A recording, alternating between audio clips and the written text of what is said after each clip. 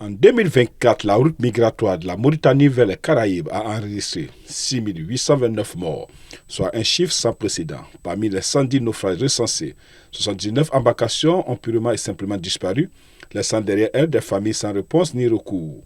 Selon les données, cette route se distingue aujourd'hui comme la plus meurtrière du continent africain, surpassant d'autres voies traditionnelles comme celle de la Méditerranée centrale ou orientale. Ces chiffres alarmants sont le reflet d'une crise plus large. En Afrique, plus de 10 000 migrants ont perdu la vie sur les routes maritimes en direction de l'Europe cette année. La Mauritanie, devenue un point de départ privilégié pour les traversées, concentre près de 70% des départs enregistrés, révélant ainsi son rôle central dans cette tragédie migratoire. Les migrants originaires pour la majorité du Sahel et d'Afrique de l'Ouest fuient une conjonction de facteurs qui les poussent à prendre des risques extrêmes.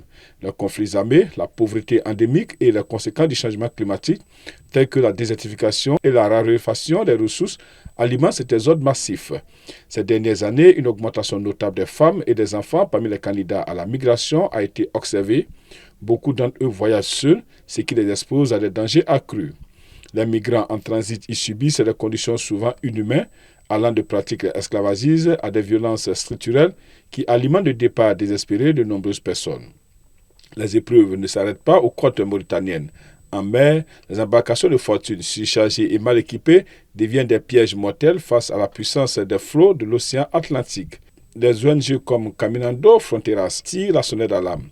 Elle appelle à une meilleure coordination internationale et à l'établissement de voies migratoires légales et sécurisées pour prévenir ces drames répétés. La mise en place de solutions respectueuses des droits humains demeure une priorité pour réduire les risques encourus par des populations déjà vulnérables.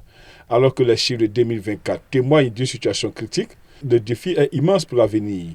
Les États africains, souvent sous pression économique et politique, peinent à gérer l'ampleur du phénomène. De leur côté, les pays européens, focalisés sur la protection de leurs frontières, tardent à proposer des solutions globales et inclusives.